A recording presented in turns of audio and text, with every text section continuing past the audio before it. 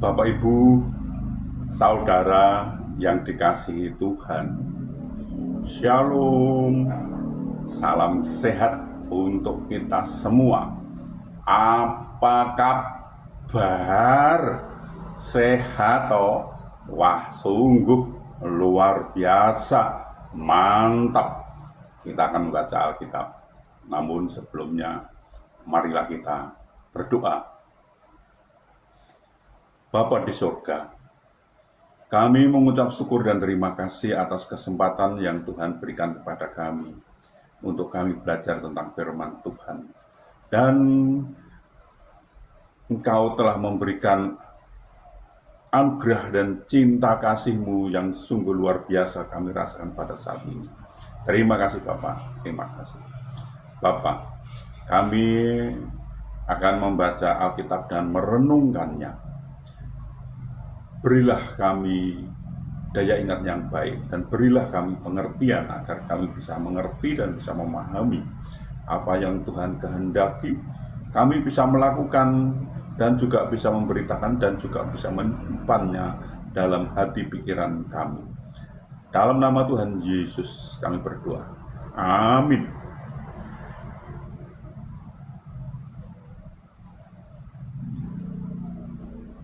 Bapak, Ibu, Saudara, bacaan Alkitab kita pada saat ini Roma pasal 3 ayat 28.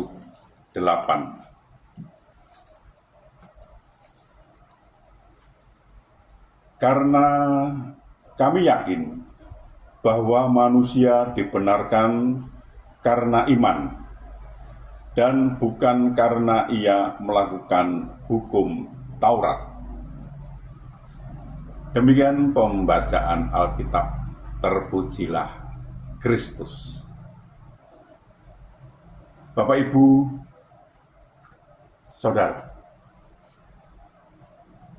kita dibenarkan oleh iman di dalam Yesus Kristus yang telah mati bagi kita.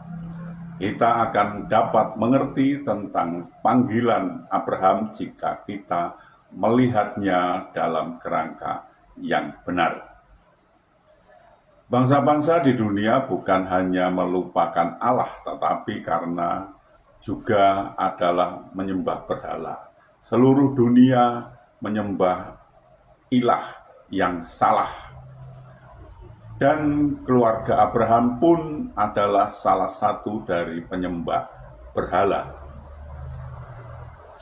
Di hadapan umat Israel, Yosua berkata, "Beginilah firman Tuhan Allah Israel, dahulu kala di seberang sungai Efrat, disitulah diam nenek moyangmu, yakni Terah, ayah Abraham dan ayah Nahor, dan mereka beribadah kepada ilah lain.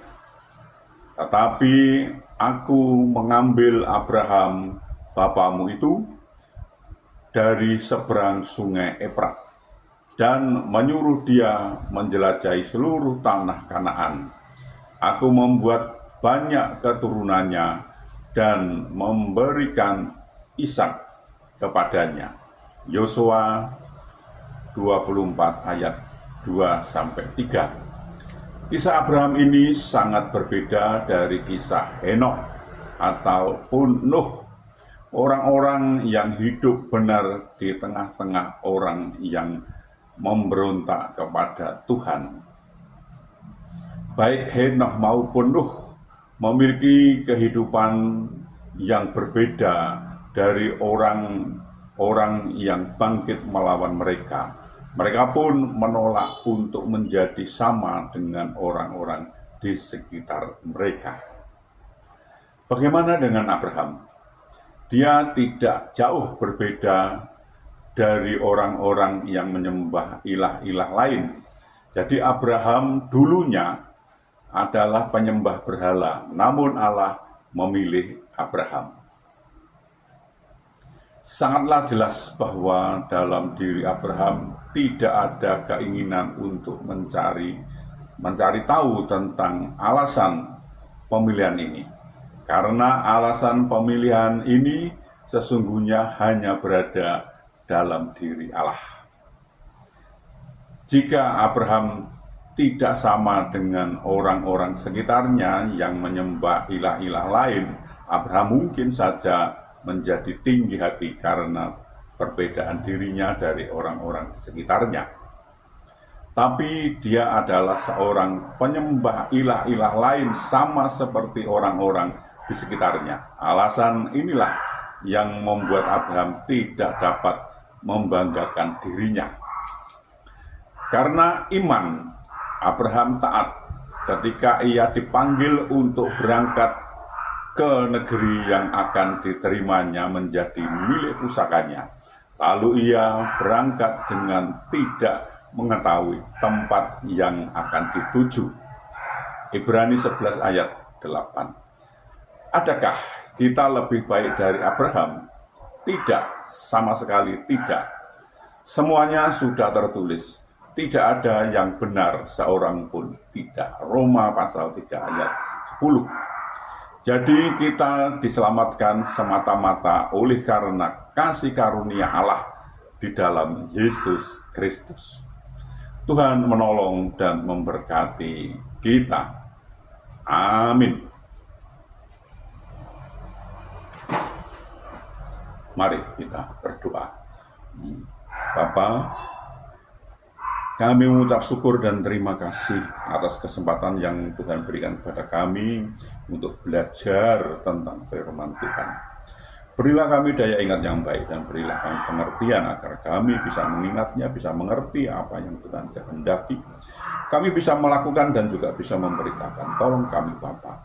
Bapa, kami juga berdoa untuk saudara-saudara kami, sahabat-sahabat kami yang saat ini sedang sakit, sedang ada kelemahan tubuhnya, mereka tidak bisa berbuat banyak karena sakit. Kami mohon belas kasih Bapa, tolonglah mereka Bapa. Sembuhkan mereka, pulihkan mereka sehingga mereka bisa beraktivitas kembali. Tuhan menolong dan Tuhan memberkatinya. Iya Bapak, kami juga berdoa, kami juga mohon dan untuk saudara-saudara kami, sahabat-sahabat kami yang saat ini belum bisa memenuhi kebutuhan keluarganya dengan baik. Mereka ada kesulitan masalah keuangan keluarganya, mereka sudah mencari dan mencari dan mencari dan mencari lagi. Namun sepertinya mengalami jalan buntu mereka ini Bapak. Kami mohon belas kasih Bapak, tolonglah Bapak, buatkanlah jalan baru bagi mereka sehingga mereka mencari mendapatkan, bisa bekerja, bisa berusaha dan bisa memenuhi kebutuhan keluarganya dengan baik. Bahkan mereka bisa berkelimpahan dan juga bisa menjadi saluran berkat untuk orang lain. Bapak, kami juga berdoa untuk saudara-saudara kami, sahabat-sahabat kami, anak-anak kami yang saat ini sudah waktunya untuk berumah tangga, berkeluarga, namun mereka belum mendapatkan pasangan hidup yang seiman dengan mereka. Mereka sepertinya kesulitan untuk mendapatkan pasangan hidup yang seiman dengan mereka, Bapak. Kami mohon belas kasih Bapak, tolonglah mereka, Bapak. Bukakan jalan bagi mereka sehingga mereka bisa mendapatkan pasangan hidup yang seiman dengan mereka dan mereka bisa membentuk suatu keluarga rumah tangga bahagia dan sukacita dan bisa beranak cucu mereka ini. Bapak, kami juga berdoa untuk bangsa kami, bangsa Indonesia. Berilah damai sukacita, damai sejahtera, dan berilah bangsa ini agar mau mengenal Engkau lebih lagi dan bangsa ini mau belajar tentang firman Tuhan sehingga bangsa ini tidak gagal paham Bapak. Bapak, ini kami, pakailah kami untuk memberitakan firman-Mu, lengkapi kami dengan Roh-Mu yang kudus untuk memimpin dan membimbing kami dalam memberitakan firman itu agar tidak keliru Bapak. Bapak, ampunilah segala dosa dan salah kami sehingga kami layak untuk memohon pertolongan Bapak. Dalam nama Tuhan Yesus kami berdoa. Amin.